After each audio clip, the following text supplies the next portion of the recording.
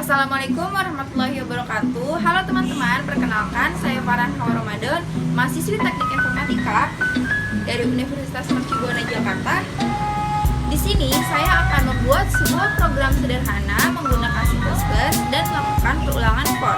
Oke, langsung saja yuk kita mulai eksekusi program.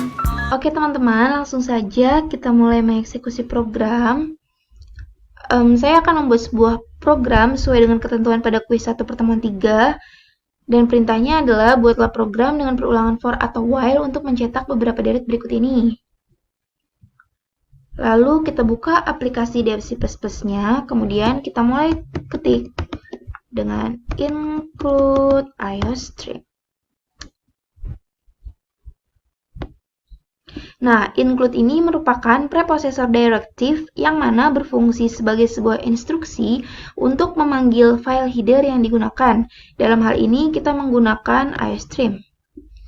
IOStream sendiri merupakan singkatan dari input-output stream header yang digunakan sebagai standar input-output operasi oleh bahasa C++, dan digunakan juga untuk menampilkan perintah cin, cout, dan inline. Selanjutnya, using namespace std. Nah, ini digunakan untuk memanggil namespace yang memiliki nama std. Setelah itu, integer main. Pada baris ketiga ini terdapat baris kosong, dan baris kosong ini tidak mempengaruhi jalannya program ya, dan hanya digunakan untuk mempermudah pembacaan kode program. Setelah itu terdapat integer main, ini merupakan fungsi utama dan fungsi yang akan dibaca oleh compiler pertama kali secara otomatis. Kenapa di sini kita menggunakan int? Karena dalam peraturan C++, fungsi utama itu memang harus menggunakan return type integer. Setelah itu, tanda kurung di sini merupakan tempat di mana kita dapat mengisi parameter atau function untuk function, tetapi dalam fungsi utama hal itu tidak dibutuhkan dan dibiarkan saja dalam keadaan kosong. Setelah itu terdapat kurung kurawal buka dan kurung kurawal tutup. Kurung kurawal buka ini merupakan awal dari tubuh fungsi, dan kurung kurawal tutup merupakan akhir dari sebuah tubuh fungsi dan akhir dari eksekusi program. Dan jangan keliru ya antara fungsi dan tubuh fungsi. Setelah itu integer A, B. Nah, sekarang kita sudah mendeklarasikan A dan B dengan tipe data integer. Setelah itu cout.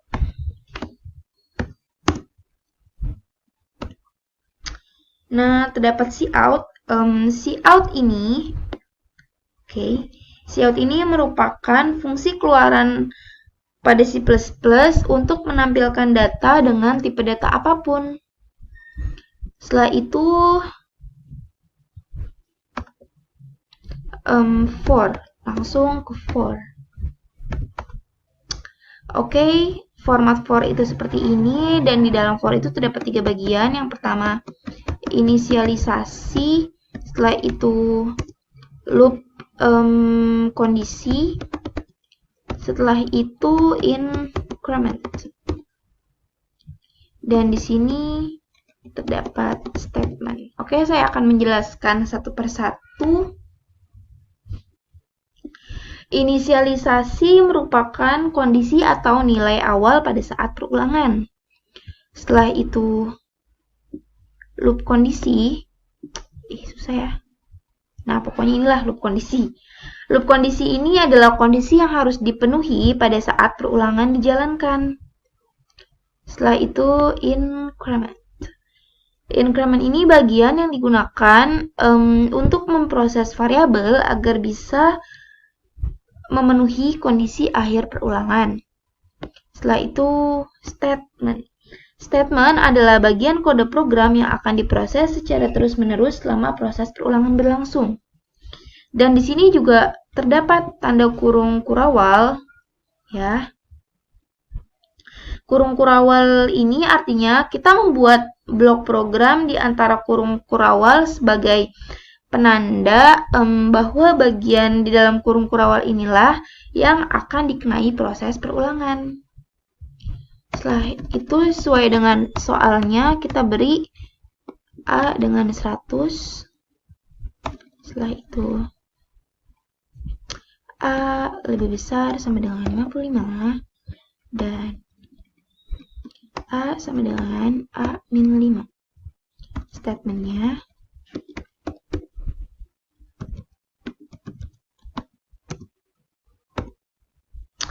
Oke, kondisi ini akan menentukan bahwa hitungan akan dimulai dari 100, kemudian perulangan akan terus dilakukan sampai dengan A lebih besar sama dengan 55, dan setiap perulangan yang dilakukan itu nilai A akan berkurang 5. Setelah itu di sini si out A berarti atau digunakan untuk menampilkan nilai dari variabel A, dan ini si out dengan spasi ini digunakan untuk spasi atau jarak ya.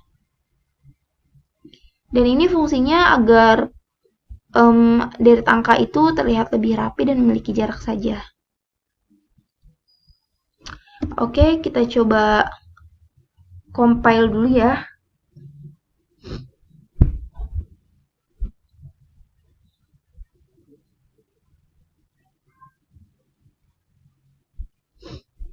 Ya, deret pertama berhasil, kita lanjut ke deret kedua.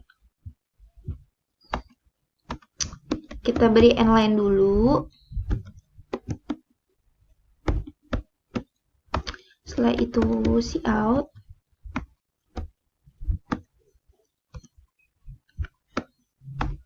Setelah itu for. B sama dengan 1. B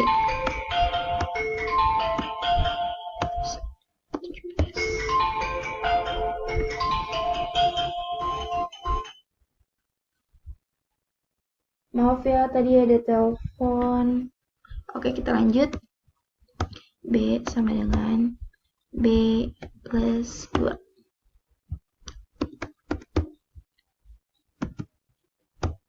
Sebenarnya sama saja ya penjelasannya dengan yang deret pertama. Oke, si out n-line. Kita akan menampilkan n-line. N-line di sini merupakan suatu fungsi yang digunakan untuk melakukan perintah new line atau pindah baris. Kemudian si out B, seperti biasa kita akan menampilkan ini B. Setelah itu for ini.